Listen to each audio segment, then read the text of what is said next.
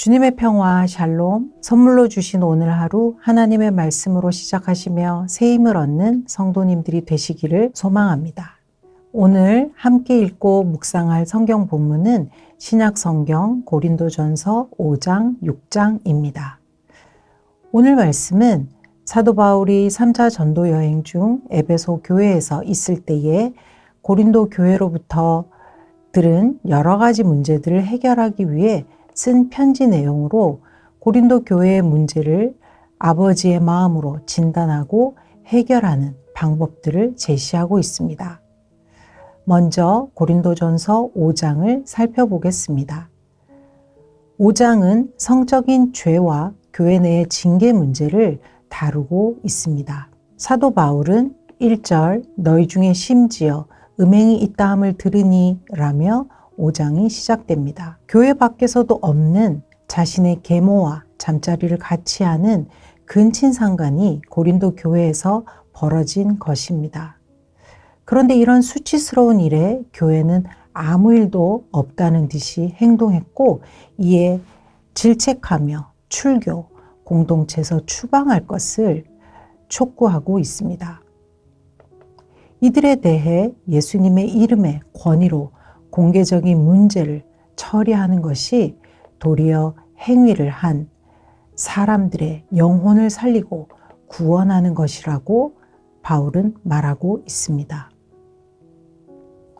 당시 이런 음행은 고린도 지역에 만연한 우상숭배 문화와 연관되어 있습니다. 교인들도 성적인 타락에 무감각해진 것입니다. 이 일은 작은 일처럼 보이지만 교회에서 반드시 제거해야 하는 죄악입니다. 바울 사도는 죄의 파급력을 누룩에 비유하고 있습니다. 적은 누룩이 온 덩어리에 퍼지는 것을 알지 못하느냐? 누룩은 작은 것 같지만 순식간에 온 반죽에 퍼져 빠르게 부풀어 오르게 합니다. 건강한 그리고 싱싱한 사과 틈에 있는 썩은 사과가 금방 다른 싱싱한 사과를 썩게 하는 것처럼 죄는 쉽게 전염되기 마련입니다. 6월절 명절에 예수님의 희생을 의미하는 6월절 어린 양과 누룩 없는 떡을 먹는 것처럼 죄의 누룩을 모두 내버리고 거룩하게 구별된 삶을 살아가는 것이 예수님의 희생을 기억하는 그리스도인의 올바른 삶의 태도라는 것입니다. 또한 사도 바울은 성적인 죄를 짓고도 아무렇지도 않게 행동하는 자들과는 어울려서는 안 된다고 말합니다.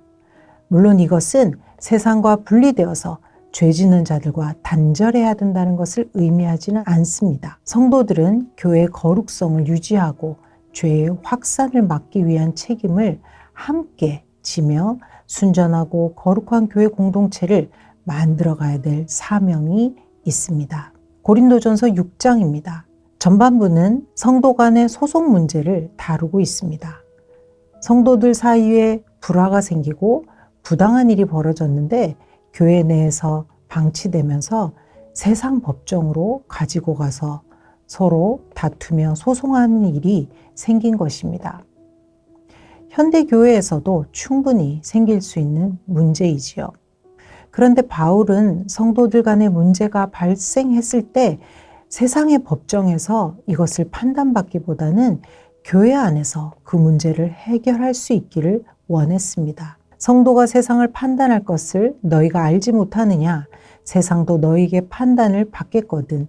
지극히 작은 일 판단하기를 감당하지 못하겠느냐? 라고 2절에 기록하고 있습니다. 그 이유는 성도란 미래, 마지막 심판날에 주님과 함께 심판자로서의 역할을 수행할 만큼 영적인 권위를 가진 자들이기 때문입니다. 또 사도 바울은 성도들의 분쟁을 교회가 스스로 처리하지 못할 만큼 하나님의 지혜와 양심을 가진 성도들이 고린도 교회에 없다는 것이 매우 안타깝다라고 말하고 있습니다. 바울은 하나님의 성도들이 모인 교회에 대한 기대와 그 기준이 상당히 높은 것을 알 수 있습니다. 그래서 사도 바울은 7절 차라리 불의를 당하는 것이 낫지 아니하며 차라리 속는 것이 낫지 아니하냐라고 말합니다. 즉 하나님의 말씀과 원리를 모르는 이들로 구성된 세상의 법정에서 성도들이 판단을 요구하고 법정에서 다투며 싸우는 것이 하나님의 영광을 가리우고 세상에 손가락질 당하는 일이기 때문이라고 말하고 있습니다. 그렇게 불의를 당하기를 자처하고 알고도 속아 넘어가는 것이 더 낫다라고 합니다. 그런데 이 말은 사도 바울 역시 세상의 법정을 부정한다는 것은 아닙니다. 바울 자신도 유대 총독의 불공정한 재판을 피하기 위하여 로마 황제에게 호소했으니까요. 또 이 구절이 공적인 송사 자체를 멈추라고 그것을 거부하는 것은 아닙니다. 단지 성도들의 사이에서 생긴 개인의 문제에 대해 또 자신의 욕심을 따라 시비를 가리기 위해 세상 법정으로 가기보다는 예수님의 마음을 따라 차라리 손해보는 것을 택하는 것이 성숙한 그리스도인의 모습이기 때문에 그것을 기대했다라고 볼 수 있습니다. 사실 바울의 이러한 가르침은 정말 수긍하고 따르기는 어려워 보입니다. 우리 모두 손해보는 것은 힘들어하기 때문이죠. 그럼에도 그리스도인 공동체는 자문해 보아야 합니다. 우리 안에 이 다툼들이 과연 그리스도의 영광을 가리고 있지는 않은지 말입니다.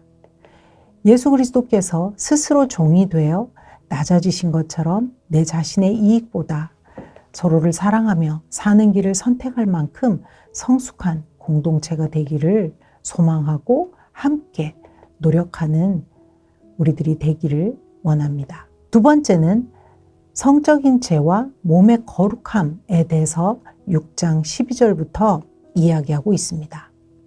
사람들은 종종 내 몸이니 내 마음대로 할 수 있는 자유가 있다라고 말합니다.